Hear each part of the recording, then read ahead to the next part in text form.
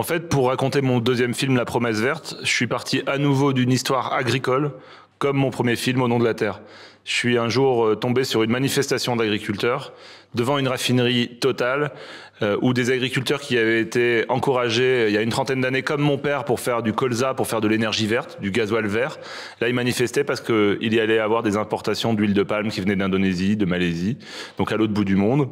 Et là, ils allaient être les dindons de la farce. Mais surtout, ces manifestations d'il y a plus de 5 ans racontent les manifestations qu'il y a eu il y a quelques semaines en Europe, où les agriculteurs aussi sont sortis sur les routes et ont dit, en gros, on a des problèmes de revenus, mais aussi n'importons pas du bout du monde, ce qui a un coût social, environnemental qui est aberrant.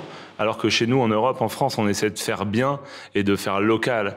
Donc l'objet de ce deuxième film, qui se passe entre la France et l'Indonésie, peut-être que c'est beaucoup plus loin, que ça nous concerne peut-être moins sur le papier comme ça, mais en fait, ça nous concerne puisque je parle de forêt primaire, de déforestation, et la forêt primaire, c'est le poumon de la planète, donc la planète sur laquelle on vit, et c'est l'air qu'on respire.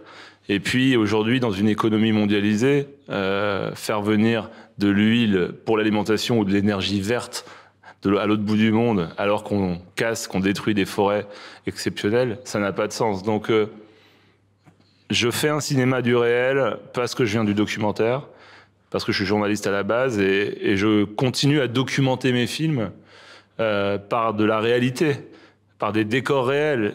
Mais c'est avant tout un film d'aventure, de voyage, le combat d'une maman qui va tout faire pour libérer son fils, qu'on a trop vu.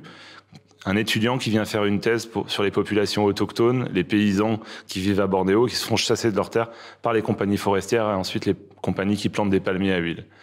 Voilà, donc je mélange un petit peu tout ce qui est un peu moi depuis que je fais ce métier.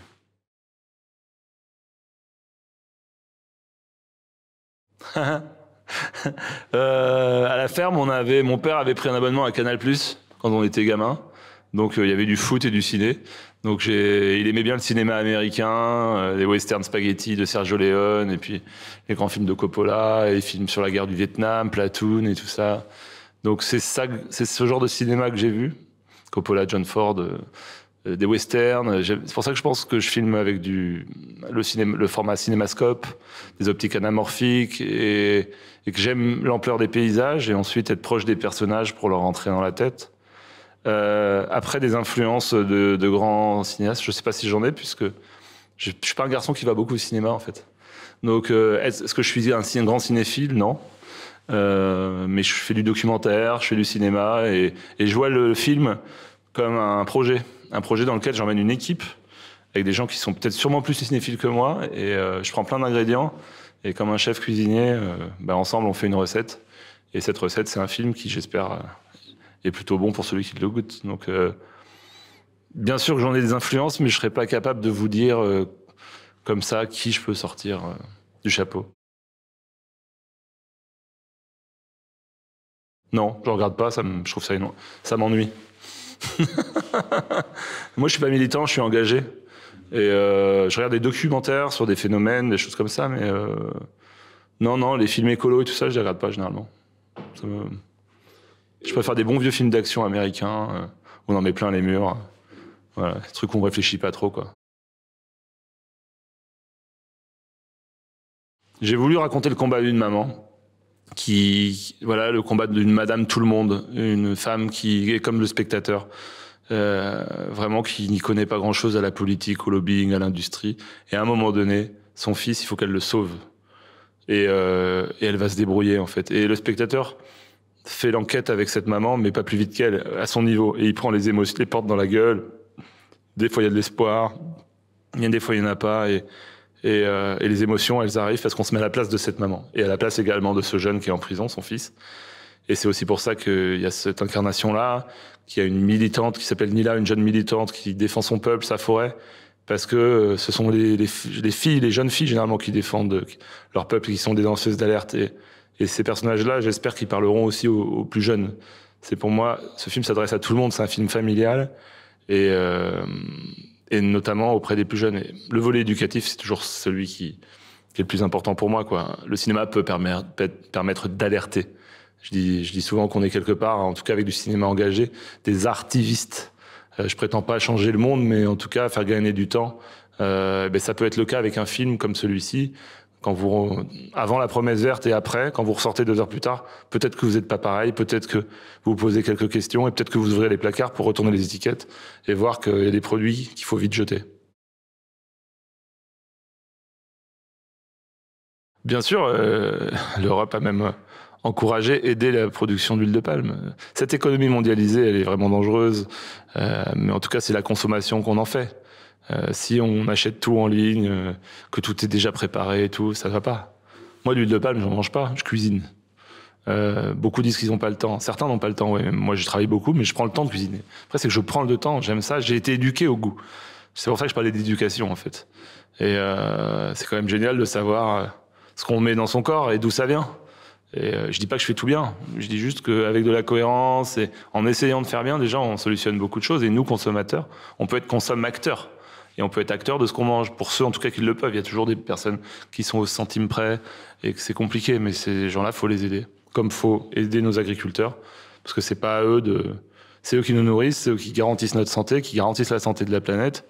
Mais c'est vraiment pas à eux de payer le coût de la transition agroécologique. Il y a des agro-industriels, il y a la grande distribution, il y a plein de solutions politiques pour y arriver. Donc, il y a beaucoup à faire. Vous voyez, il y a plein d'autres films à faire. Moi, j'ai beaucoup de témoignages lors des avant-premières, notamment de jeunes ou de moins jeunes d'ailleurs, qui me disent ce film me donne de l'espoir.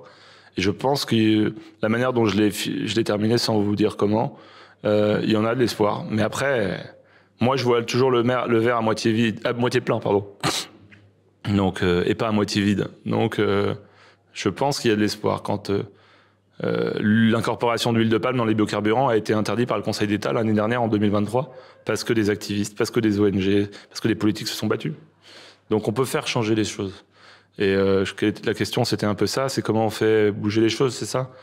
Déjà, je vous l'ai dit, par un acte d'achat raisonné pour chacun, puis ensuite par le bulletin qu'on glisse pour qui on va voter, comment on va s'engager, comment on va lutter, comment on va rester libre, avoir une liberté d'expression par le journalisme, par la culture, par le cinéma.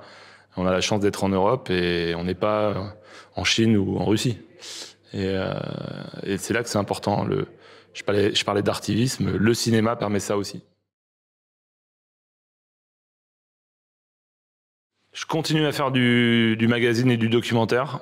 Le 27 février dernier, j'ai réalisé un documentaire qui a été diffusé sur France 2, qui s'appelle Femmes de la Terre, où je retrace 70 ans de combat des agricultrices pour passer du statut d'invisible, sans statut justement, à aujourd'hui actrices pleinement de leurs droits et de l'agriculture. Je rends hommage à ma mère, à mes grands-mères, mes arrière-grand-mères agricultrices. C'est une manière de réparer une injustice, de leur rendre hommage. Donc je continue à avoir une jambe dans le documentaire. Toujours, c'est important pour moi, ça nourrit la fiction. Parce que la fiction, c'était pas prévu. En fait, j'en ai jamais rêvé et c'est arrivé parce qu'un jour, Christophe Rossignon, mon producteur, qui est un fils et frère d'agriculteur, m'a appelé quand il a vu un documentaire que j'avais fait, Les Fils de la Terre, qui racontait déjà l'histoire de mon père. C'est comme ça que c'est né.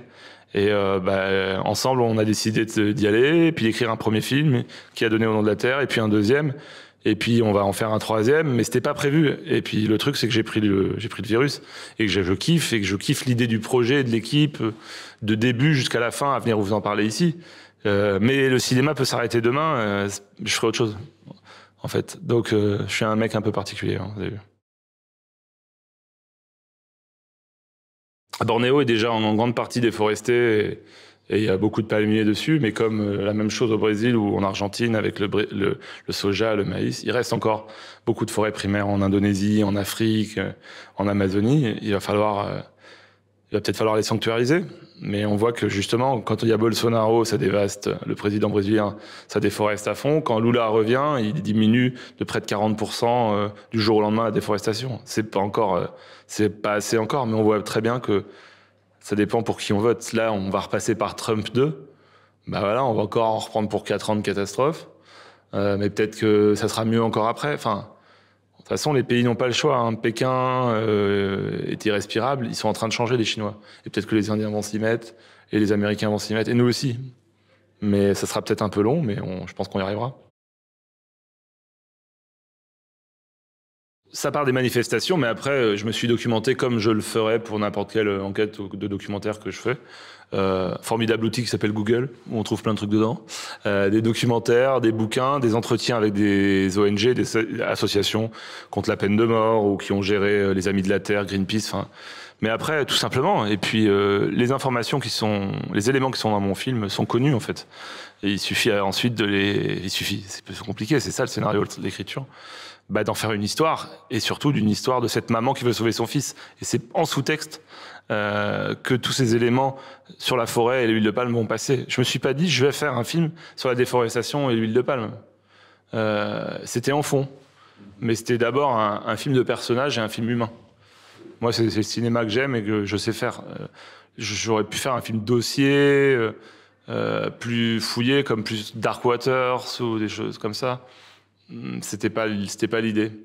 C'était vraiment d'être avec cette mère courage. Et c'est toujours dans cette idée de cinéma populaire qui peut potentiellement ramener du monde dans la salle et justement alerter un public qui est pas forcément comment alerter un public qui est pas forcément qui connaît pas forcément ces problématiques liées à la déforestation de l'huile de palme.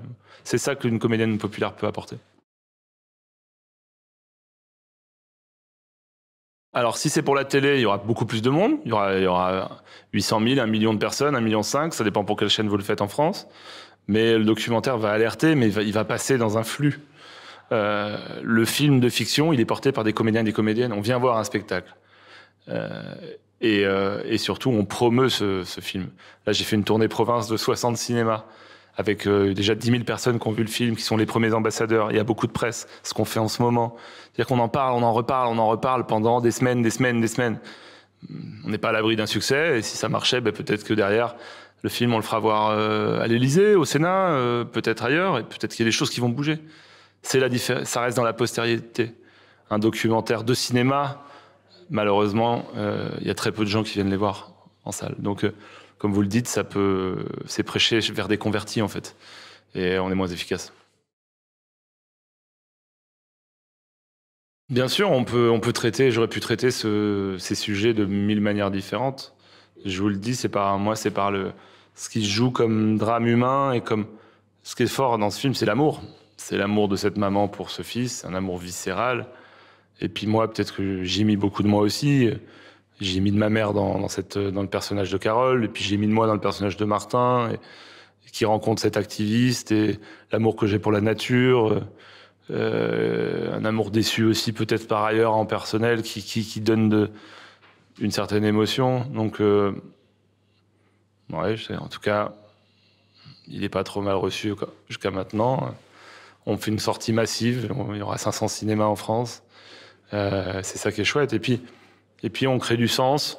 Moi, je suis parrain d'une association qui s'appelle Des enfants et des arbres. On replante des arbres chez des agriculteurs avec des enfants. Et là, il y a une grosse journée d'avant-première le 21 mars, Journée internationale des forêts des Nations Unies. À cette occasion, 380 avant-premières sur tout le territoire français. Et sur chaque place, 1 euro reversé à l'association des enfants et des arbres. Voilà, je viens voir en film. Je suis bousculé, je fais du bien à une association et je fais du bien localement chez les agriculteurs en replantant des arbres avec des enfants. Voilà, c'est ça l'éducation, concrètement. Des arbres qui seront là après, qui seront là quand ils vont grandir avec les enfants et ils seront même là après eux.